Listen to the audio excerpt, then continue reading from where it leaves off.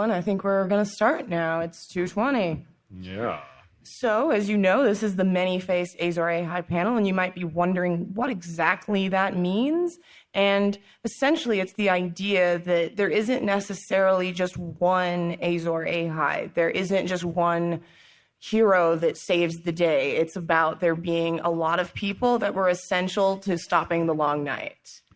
And for me personally, so after the episode, Game of Thrones spoilers, I assume no one cares, but after Arya kills the Night King, and you're like, whatever, and the others are stopped, right? I immediately had my mind spinning because I was thinking of a certain quote from The World of Ice and Fire that we're gonna read here. Do you want to read it for us, Aziz? In the annals of the further east, it was the blood betrayal, as his usurpation is named, that ushered in the age of darkness called the Long Night. Despairing of the evil that had been unleashed on earth, the maiden Maid of Light turned her back upon the world, and the Lion of Night came forth in all his wrath to punish the wickedness of men. How long the darkness endured, no man can say, but all agree that it was only when a great warrior, known variously as Hercune the Hero, Azor Ahai, Yintar, Nefarian, and Eldric Shadow Chaser, arose to give courage to the race of men and lead the virtuous into battle with his blazing sword Lightbringer, that the darkness was put to rout, and light and love returned once more to the world. And so, hey, Jon and Dany did, in fact, do this. If you look at Lightbringer as dragons, they actually did give courage. And even if they necessarily weren't the one to stop them completely, they were essential in stopping the Long Night, right? Right. And then the quote continues, though. The quote does continue. It says, "Yet the great empire of the dawn was not reborn, for the restored world was a broken place where every tribe of men went its own way, fearful of all the others, and war and lust and murder endured, even to our present day." And hey, now think about the fact that right after the others were stopped, they kept on fighting. Yep, that's exactly what happened. Yeah. So it's neat to think about the idea of Azor Ahai not necessarily as one person, or not necessarily even as any person, or more as a concept or an idea.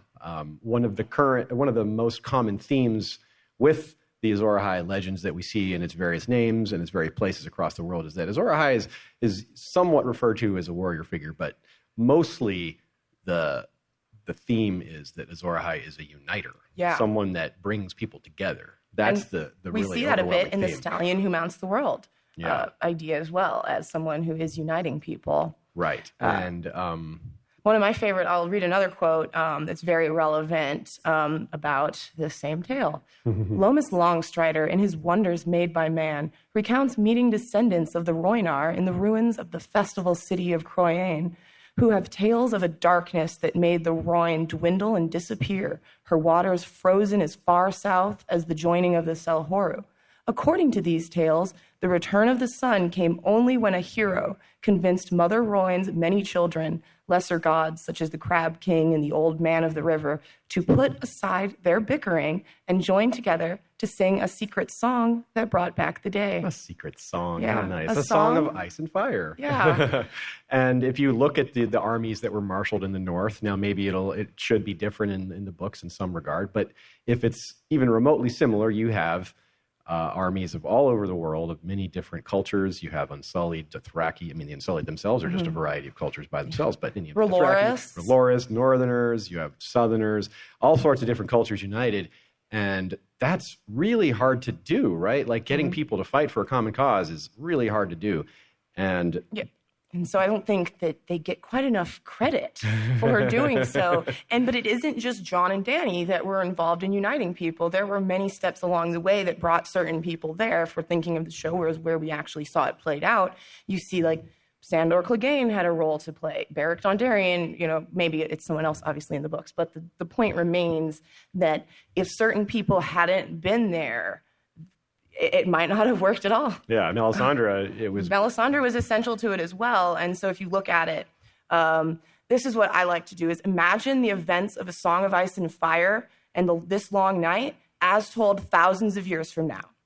try to picture like the characters that we know, how they would be remembered. Like Arya is known as like the faceless one, and like they're all remembered, but they don't quite know that they're actually from the same places or how they came together, and they think maybe they're all the same myth of the same person, but in fact, you could see people thinking that Arya came from Bravos. Yeah. They might think that 1,000 years later. They may not know she was ever a Stark. Yeah. Her identity is having become what it's become, or any of these other characters could be seen. Like we see in the play at Bravos, the way Ned and Cersei and Robert and Tyrion are portrayed is entirely inaccurate. Just a few years later. Yeah, and that's only a few years later, right? So imagine 1,000 years later what these stories mean. So now take that same concept and apply it to these Azor Ahai legends. And imagine it all through like a couple of paragraphs. Yeah. And how little you would really know.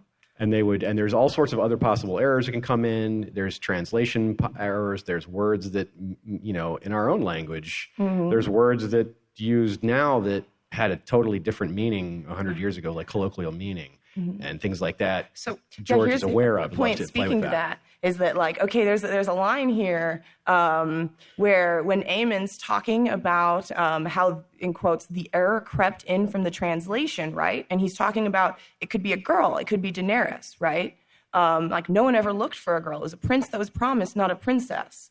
And well, what if the error, the line, the error crept in from the translation is that, of course, the gendering is wrong. It's referring to multiple people instead. Or, and there's so many other possible errors. That's a great just in general, in the translation of all of this, I think the line, just the error crept in from the translation, is notable. And that's neat because Aemon in that moment thinks he's like, oh, now we've got it. Yeah. I don't think he's quite got it. Maybe you don't there, buddy. And people are like, maybe you don't have it and it's Jon, but maybe you don't have it and it's both of them. It's multiple people. Like both of them can be Azor Ahai and someone else is the last hero, parallels to them because they're their own thing. Yeah, essentially. And if you think about it, if you have all these different cultures, like in the real world, we have so many different cultures have their own version of the flood. And here in Westeros and Essos, it's a similar concept. They all have their tale of the long night, and each version is different, and they each have a different person that was responsible for helping end it. Now, there's almost no way that every single region had someone. Yeah, that's just a little so neat and clean. Like you guys ended the long night? No, we ended the long night. No, we ended the long night. But now that we're getting, for example, we have the upcoming prequel successor show, the Long Night, Blood Moon, and hey, look, they're casting a whole bunch of different looking people for that. And so that does, I think, speak to the fact that it's going to be another situation where people from different regions come together to work on this. Yeah, and we hope to see, the East involved in the successor show, because of course that would mean we could involve some of the other cultures. We hope the Rhoynar are involved. We just gave the quote from them, so we know that the Rhoynar were in existence before the Long Night. Perhaps the Summer Islands. The Summer Islands are a great possibility, definitely.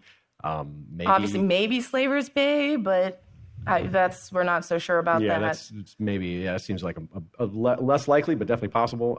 Maybe cities like the Sarnori cities, or because again, remember, my history's a little hazy.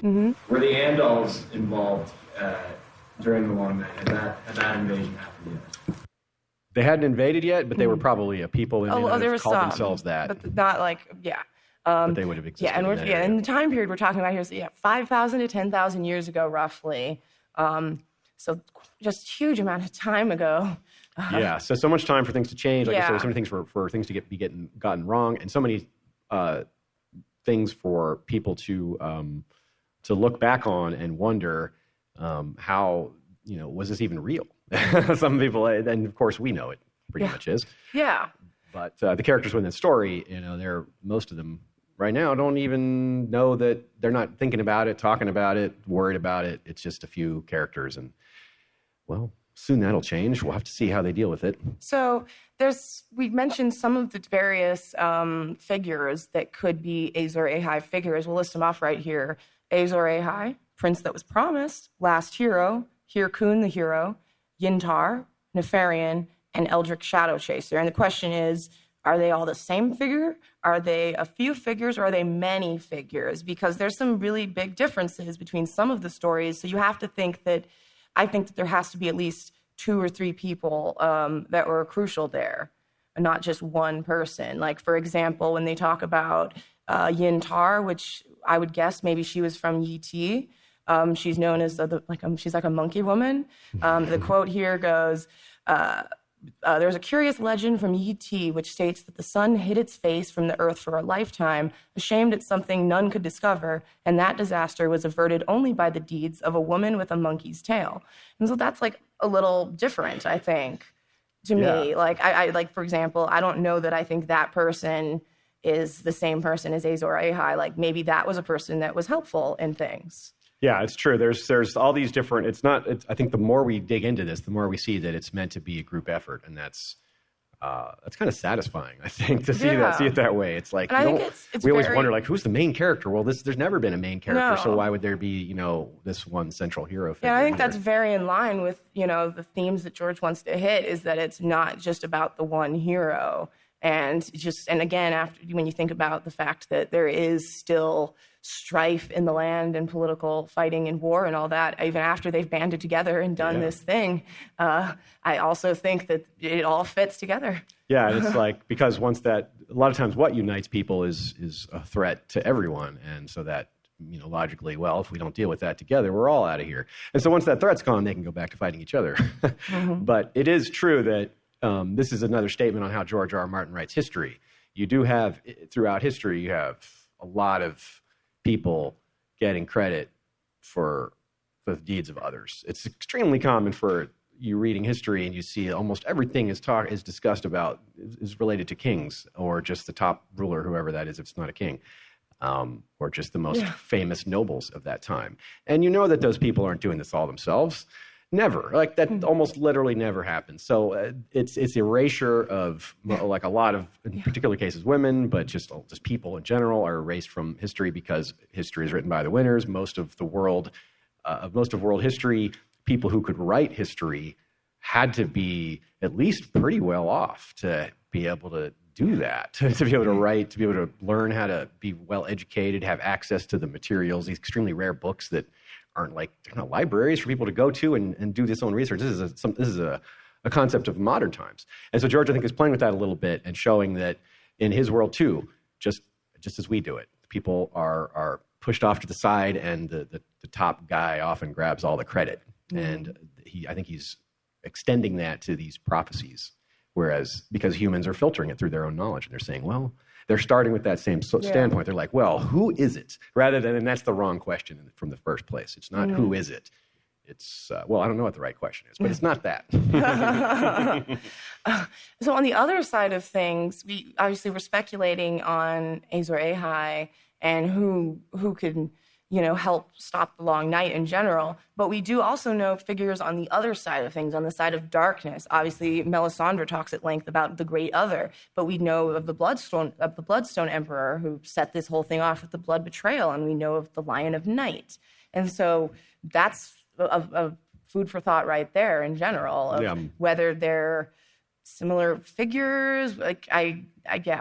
Yeah, it's the kind of the opposite of what the show did, in terms of, rather than having the others be just a force, they made a central key king other, and with just the same thing with these, with the Ashaya name, these different sort of villainous historical figures, mythical historical figures, and there's not really an attempt to make them all into one character. But there is an attempt to make Azor Ahai kind of one character, so that's interesting. Looks like we have another question. Could you elaborate on the blood betrayal? Sure. Yeah, we'd love to. Yeah, that's a good idea. That's a good idea. Yeah, let's do that. Great. We're assuming people know that, but that's not a good assumption. Let's see here. There's a lot of there's a lot of flavor in the blood betrayal to Euron and Dany. So as we read this, keep that in mind. Can we actually have that quote?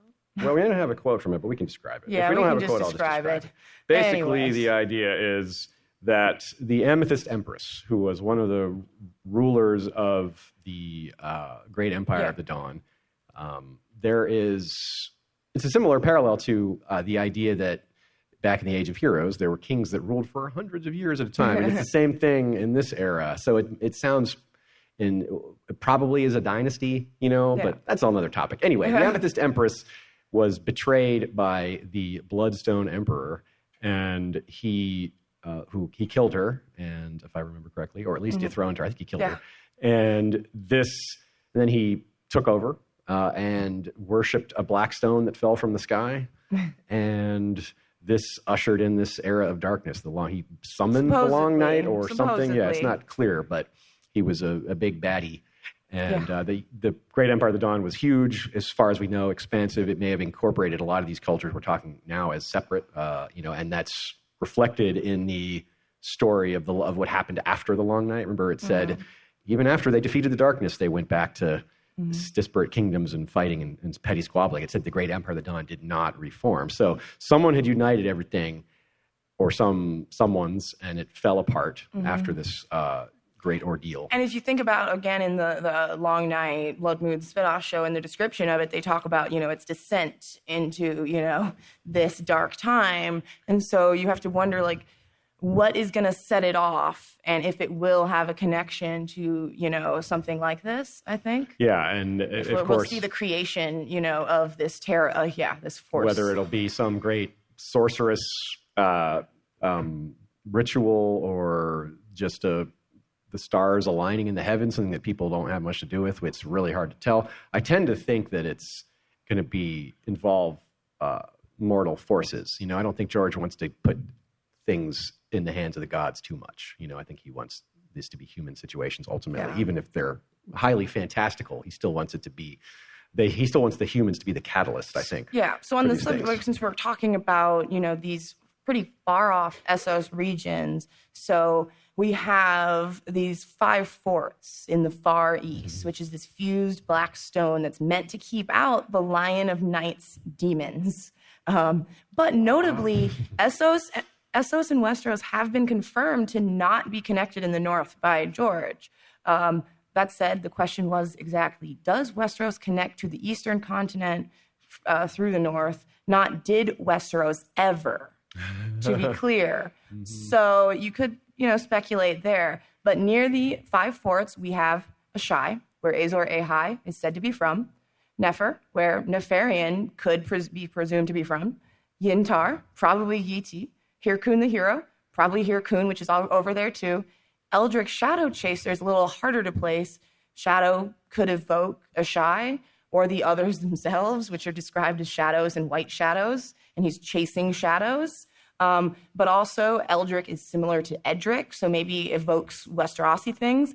But out of world, it's meant to be a reference to Elric of Melnibone, who has a cousin and heir, Yirkun, notably. So George likes to throw in references here as well. So I don't know how much we can speak to that character being from anywhere. Yeah. So, but a key here is that all these places Ashaya named are in a similar region, far away from Essos. East of the Bone Mountains, so basically on the other side of the Dothraki Sea is on one side of the Bone Mountains. Oh, I was going to say, we don't have a map, but we do. All over here. Yeah. They're all over here. Look, there are the 5 forts. There's right the there. 5 forts. They're right on her thigh normally. There you go. I'm defended. Good. So all on that very far side, which is notable, I think. It makes me think that it is the war was not necessarily in Westeros up at the wall. None of that sounds Westerosi at all. No, right? it It's doesn't. all so far away, and it's hard to imagine that even with all the things we talked about of people, of legends changing over time, it seems pretty hard for this legend to have changed that much to something, thousands of miles away with all the character names changed. It just doesn't. It's just not. Unless, very again, if you think about the idea of them being connected at some point and that they could have interacted like that, which is a stretch perhaps, but I do like to try to think of ways that it could have involved Westeros more easily. Yeah. But then we have, one particular figure, the last hero, who is very, clearly Westeros, right? Yes. And also very much more similar to Bran. And so it comes back into play with the idea that, there are for sure some multiple figures, I think. Yeah. I don't think there is one person for sure, but whether it's only a few or way more, I don't know. Yeah, it's very hard to say. And it's one of the things that, as we pointed out at the beginning of the show, didn't really want to touch this too much. They never said the word Azor Ahai on TV.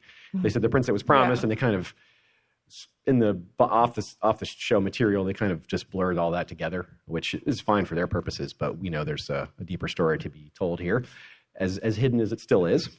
But as she said, there's all these smaller legends that, like, I can read this quote about the last hero here.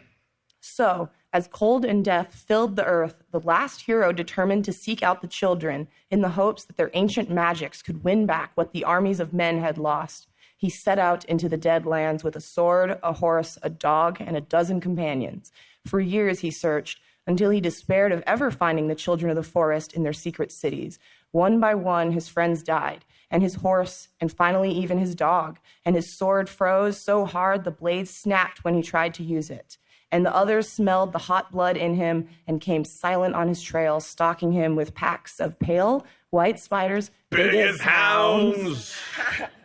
But, I mean, if you think about Bran there, you can, like, if you're listening, you can really see the idea that he loses his companions, that if you see Hodor perhaps as his sword froze so hard the blade snapped when he tried to use it. The idea that Bran used Hodor and his brain snapped. Yeah. Yikes. You know, and so, like, you could say Bran is very much like more of a last hero figure. And we see, like, other quotes for him where he yells, like, the children will help him, the children of the forest. And of course, he's like, no, they'll help you. Yes, they'll help you. Him, meaning you.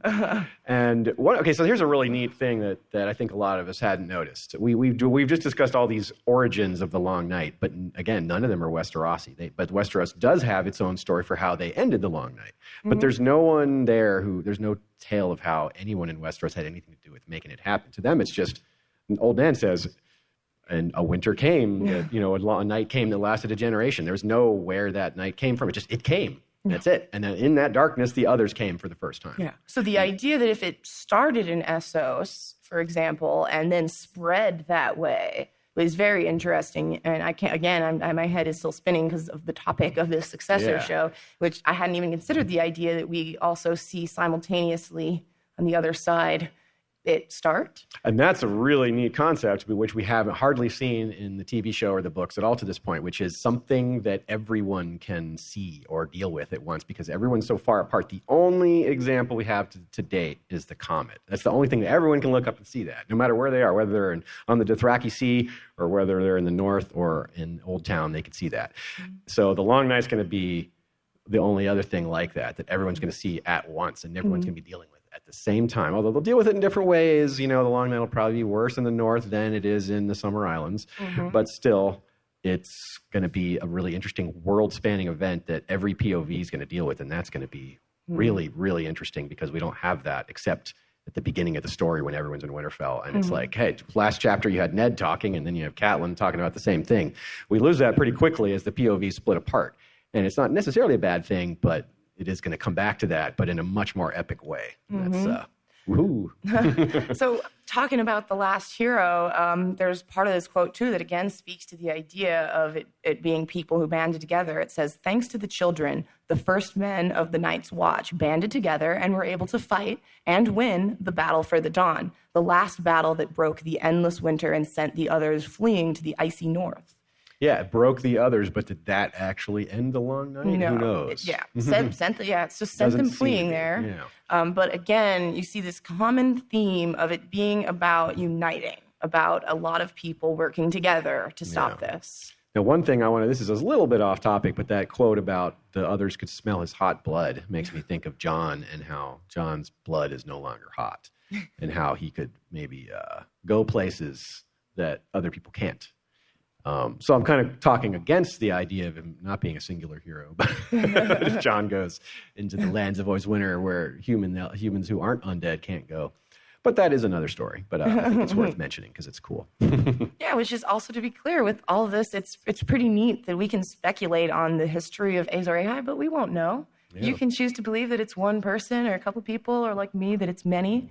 And it's just fun topic, I think. Definitely. So let's see. Let's take. Does anyone else have some questions? We have some more we can say, but we haven't spent a lot of time taking questions.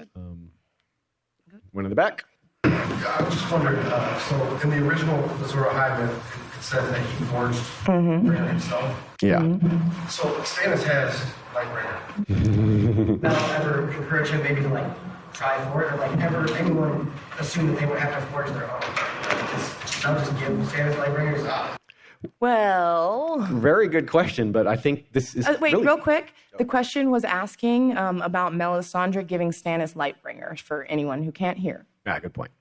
So this really gets to what we're saying. Melisandre knows that's not the real Lightbringer, and she knows that Stannis. Well, she might think Stannis really is Azor Ahai, but that doesn't necessarily matter. The point is, she's doing the things to get people to unite behind this, whether or not it's real or not, because she knows the darkness is real. She knows it's coming. Whether or not this is really Lightbringer or whether he's Stannis, you need to people have a need figure. to unite behind these leaders and get on that page of, hey, this is a real problem, not, this petty human squabbling is nothing compared to what's coming. So she's basically saying, the ends justify the means. I'm trying to save humanity here. That doesn't matter how many lies I tell. None of that matters. Like, lies are nothing compared to us all dying. So you kind of get her point, even though she's wrong about so many things. Like, in that sense, it's that's kind of selfless if that's really how it's going to go for her in the books as well. Yeah. I think it's very selfless in actuality. In retrospect, I doubted Melisandre, I guess, a lot. I think a lot of us did. When we got her inside her head, it's like, well, this is not what I expected. This is a lot more. She's a lot more sincere about a lot of these things. But but getting back to the actual question, as far as forging a blade, I wonder about that. I wonder how we all have wondered long whether how literal that was, and think about her if she's like she forged Stannis and he didn't work, so she'll have to forge a different blade. She's the one making the sword. But as Aziz was speaking to, there's all sorts of theories about who Lightbringer is, what it is. I say who because lots of people think that it could be the dragons. Yeah, I mean, who is it? Is it Zara's own Dax, I think, who says, your dragons are a flaming sword held above the world? And like, okay, we get that reference, don't we? Yeah, we see, yes. And he's so subtle with that because that's really clever because you have a guy from Karth saying that. And that's they have their own super ancient history and their own Long Night involvement. They may have been a central part of the Great Empire of the Dawn back in the day, given their location right in the center of your, somewhere on your hip. Yeah, I might have cut them somewhere in there. Anyway, so more questions. We're good. We can continue. Let's keep going then. All righty. Let's keep it going. Where are we at? Let's see. Okay, so we can speak more to this Azor Ahai. We could read this quote for anyone that wants some concrete information right here. Okay, yeah, do it.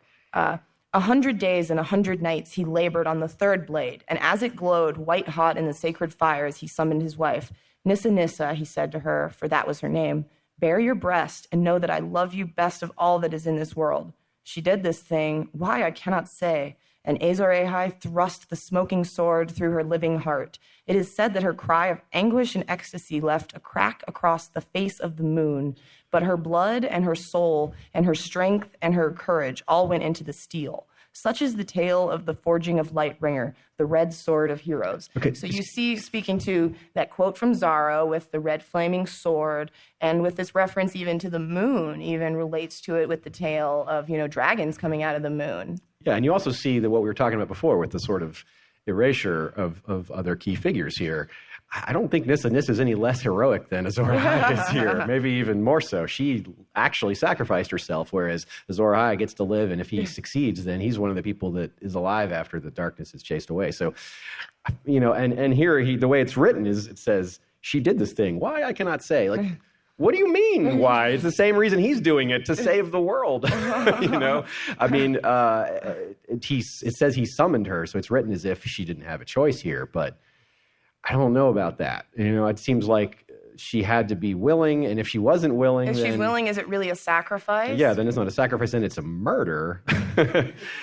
And I don't know if is that really how the story we're told here, that he had to murder his wife to save the world? I don't know. Maybe. I mean, that is kind of what we saw at the end of the show, except without the wife part, but it was a relationship, It happened afterwards. But so yeah, and it was after the others were gone, so So yeah, we have Nissa's Nissa, and we don't really have an easy comparison for her in the books. Obviously, if Stannis sacrificing Shireen, you would think of her as a figure like that, like someone might, like Melisandre maybe, but or Melisandre herself after she's after not, she not... sacrifices herself, Yeah. to help, we might not actually see. I mean, it'll be a while before we see that battle, happen. But so there'll be a lot of different people there, so it could play out very differently in terms of how people are sacrifice themselves. A good theory that we, I think we got it from, I think it was Lady Gwen from Radio Westeros who shared it on one of our streams, that the battle that we saw at Winterfell, there'll probably be something like that, but it probably won't be the one they win. Because others will have, it's not likely that the others are just going to be beaten so far north, and that's it. It just seems like they'll have to, there's plenty of foreshadowing for them getting at least as far as the Trident, right? Dany has a vision of melting armies at the Trident. At first he thinks it's her brother, but it's her. And, well, what's right by the Trident is the God's Eye and Harrenhal. Now Harrenhal, talk about a spot that can fit all the armies of man, just right in there. It's a giant castle, and of course it's creepy and all lots of other stuff can happen there. But you've got the God's Eye so close by. You've got all these mystical elements kind of coming together. Like the Green Men. Yeah, the Green Men, whatever their deal is. Yeah. They're all just men in green suits dancing around at Philadelphia Eagles I saw a games. Green Man hef last night at the Bunny Hutch party. I was quite happy. Green Man got me through some hard times. Green Man. And so we have a lot more to learn about that. I mean, that's not even really directly related to Azor Ahai, but it is in a sense that whatever this Azor Ahai myth leads to, if the prophecy is fulfilled, this battle that is going to take place, whether it's at Harrenhal or Winterfell or multiple battles, maybe the others. It could go that the others are damaged. They lose some of their guys. They have plenty of undead, but maybe they're in not large numbers in terms of the actual White Walkers themselves. We don't know how they're made. We don't know, do Craster's babies become... This is a whole other topic. But defeating them, defeating them defeats the darkness or not, defeating them is part of it. And having everyone united in one place to do that is crucial, because if the others get to fight individually against the armies of man, what happens? Their army gets bigger. They don't actually get whittled down. They fight you and become stronger. Whereas most armies, they fight and both sides are weaker, or one side is way weaker and the other side is just damaged a bit. But that is clearly not how it is. So they have to learn. Not only do they have to unite, they have to learn how to change everything about how they fight. Like you can't hit someone in the eyeball and expect them to die if they're already dead. You have to. I got him in the heart. Oh, it doesn't matter. Yes. So to figure all these things out, they have to share information, right? They have to say, no, we have to come up with tactics to fight this entirely different enemy we've never fought before. We have to use fire more. We have to use dragonglass. We have to use Valyrian steel. And they have to share those things, right? The North is going to have dragonglass. Dragonstone will have dragonglass. Valyrian steel is owned by the noble families. They'll have to maybe share it. The things that they've never done. We heard about how protective they are of their Valyrian steel. It's going to be hard. Yeah. Meanwhile, Dany and whoever else is on a dragon will have, dragon fire, which will be helpful. We'll have Roloris, who will have fires that I guess are going to be way more helpful than I might have thought. Would hope so. Yeah. Melisandre, what we may have seen with her in the show is her kind of overexerting herself, and that's why she died. Whether it was that or she just was like, okay, I fulfilled my purpose. So my question is, if there's a bunch of them, though, maybe it isn't all on her necessarily. Yeah. We got Makoro giving Victorian a firearm. Like he could do that to a few other guys. Maybe, we could use more firearm guys. Yeah. We have the whole fiery hand, the warrior priests at the Valentine Temple, which I was kind of hoping would be in the show, because the point of Mel saying she was going to the land of introduce Kinvara. I know. I think that they probably just were like, we can't really explain all of this history of the temple, and that there happens to be a whole war of warrior priests, but that could come into play. Yeah. A whole army of people that can fire offensively. Yeah.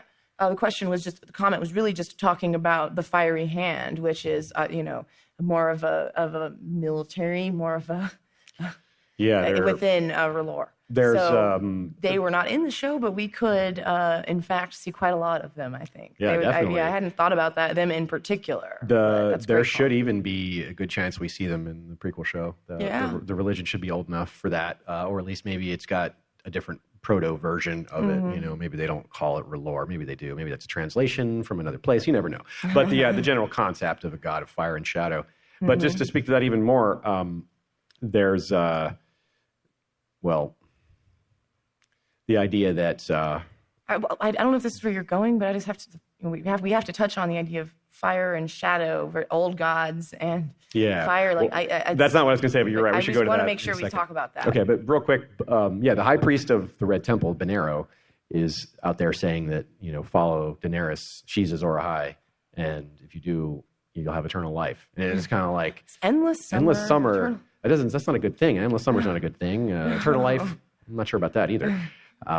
But that's an element from the show entirely missing, and that's crazy, right? Like, this is the top red priest, and we've seen them with real magic, so it's not like the Seven who are like, oh, the Father will punish you. It's like, we've never seen the Father punish anyone, unless you're talking about, like, Tywin or something. Also, think about, when Dany's in, Westeros, she'll have much more of a support base for at least a while of it, with having people pumping her up. And on the other side, praises. Yeah, I know, but on the other side of things, you're right. That's a perfect example of Daenerys getting a big head, because people are like, you're Azor Ahai, you made dragons, and that's. I mean, I would be pretty impressed with myself too if I. Yeah, like, who wouldn't have a big ego after hearing that about themselves and then proving it? Like, I really did hatch dragons from stone, y'all. And but to speak to the unity issue, right? That's for her. That's the even bigger challenge. She might have the best weapons to fight against the darkness, but the challenge of uniting disparate peoples is larger for Daenerys than it is for, say, Jon. Jon uniting the North, well, they're all Northerners. But Daenerys bringing Dothraki, who at first terrified her when she first saw them, so what's Westeros going to think of them?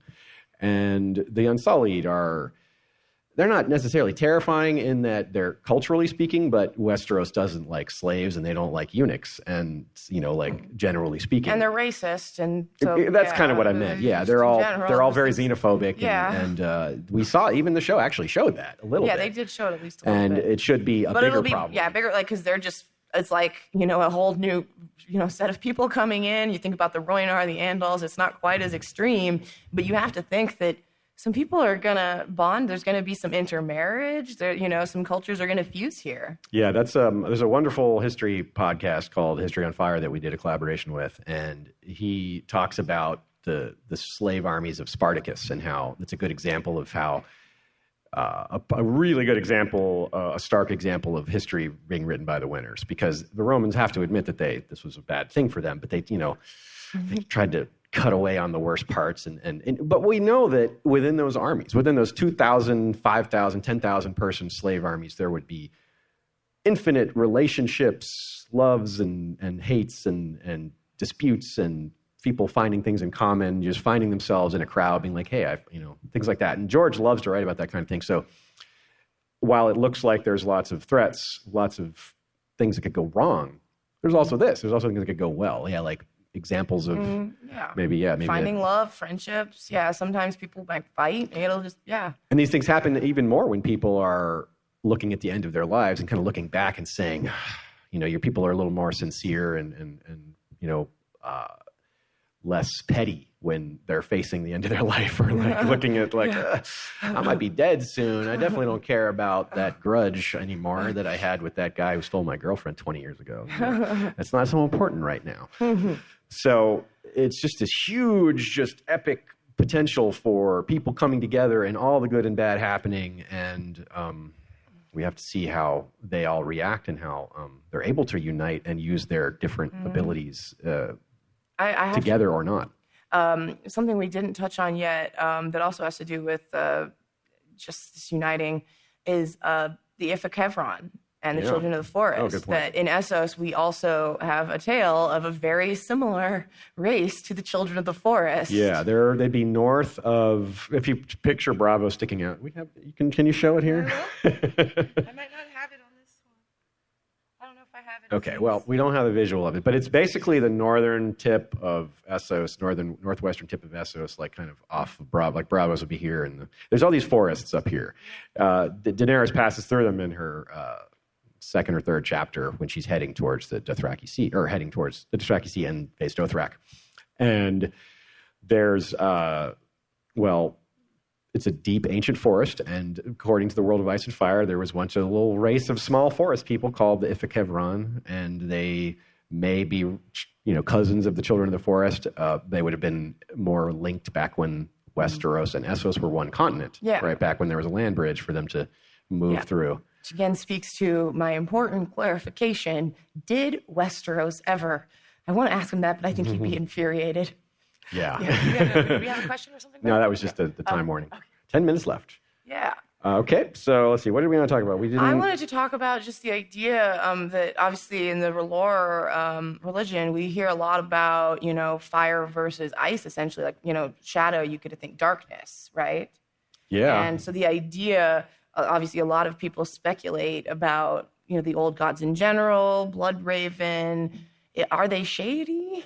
And I think it's a good thing to be skeptical of for sure. Yeah, I mean, the R'hllorist religion overall doesn't really seem friendly or positive. Like, it doesn't present itself that way. Like, I'm sure Melisandre wants to save the world, but if the world they're trying to create after is the Benero's vision of an endless summer and people living forever, that's not good either. So it's like that is kind of vaguely, very vaguely what the show gave us, which was, Daenerys comes in and helps save the world, but then she has this new vision that's not good for what the world should be like. Of course, in the show, it was very tampered down. She's just like, we'll just conquer everything. Keep going. Yeah, just keep going. But if it's keep going with an army of immortal fire worshippers, maybe slow down. Maybe stop and consider. Let's see here. Now, as far as the actual ending of the Long Night, there's some things we can say about that. Who knows how that's actually going to happen, but we can suggest at least a few things that what the story has told us so far.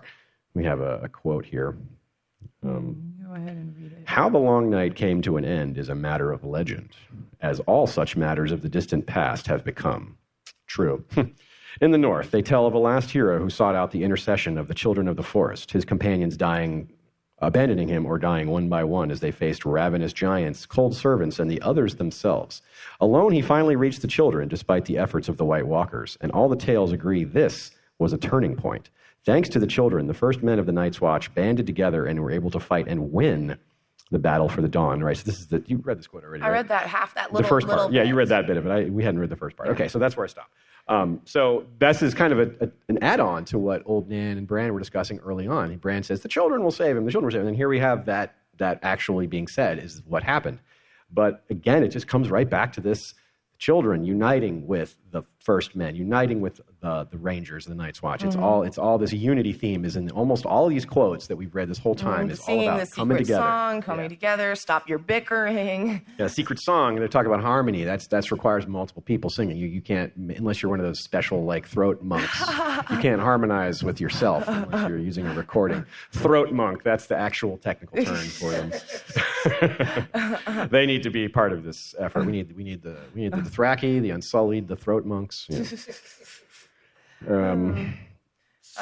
Did you read the last? You didn't read the last part of that, did you? No, I did not. not. So we also have now 6,000 years later, or 8,000, as the true history puts forward. The wall made to defend the realms of men is still manned by the sworn brothers of the Night's Watch, and neither the others nor the children have been seen in many centuries. Mm-hmm. And then we have one more quote here from A Feast for Crows, Sam 1. I found one account of the Long Night that spoke of the last hero slaying others with a blade of dragon steel. Supposedly, they could not stand against it. Now, dragon steel is an interesting concept that it maybe isn't directly related to this, but it's fun enough to talk about. I mean, it's related in the idea of where forging it came a blade. From forging a blade. You think about like how the connection that it could have to Azor Ahai or their technology on that side of the world versus in Westeros. One of the oldest theories for Lightbringer before the World of Ice and Fire came out, even before Dance with Dragons came out, because I've been in the fandom a little while. And originally it was all Dawn. Everybody thought it was Dawn or the Dragons. That's it. Those were the two main ideas. And Dawn's kind of fallen down the list over time, especially after the World of Ice and Fire came out. But it's definitely still in play because it's a special blade forged in very special circumstances and is unique, super unique. So that's interesting. Whether it's literally Lightbringer or just Yeah, a an little example. red herring. And... Yeah, it could be a red herring. Yeah, it could be an example of a lost technology. Valyrian steel seems to be similar to Dawn, except that Valyrian steel is black or dark gray, and Dawn is pale milk glass white. And but they have the same lightness so the idea of and all that. blood, dragon steel, more like Dawn. One seems kind of dark. The Valyrian steel we hear there's blood sacrifice and maybe dragon fire is used, and that's all like kind of on the opposite, on the bad side. But Dawn, maybe it was pretty evil in its forging too. And I don't know if there was sacrifice. Maybe there was a Nissa situation. If it really is the original Lightbringer, then that's the story we're told. But it might be forged in some nicer manner, some sort of no sacrifice involved kind of way. And if that can be rediscovered, then maybe that would be a good way to arm lots of people. But that seems like a bit of a stretch. But still, we have to mention Dawn here before this panel ends. Yeah, definitely. We have only 5 minutes left. Just, right there. I have a question going back to Nissa and forging of the sword and the legend. If you're saying that you think Azor Ahai is multiple people, do you think Nissa is then like a metaphor for the sacrifice? Yeah. The ultimate hero, or like she is an individual?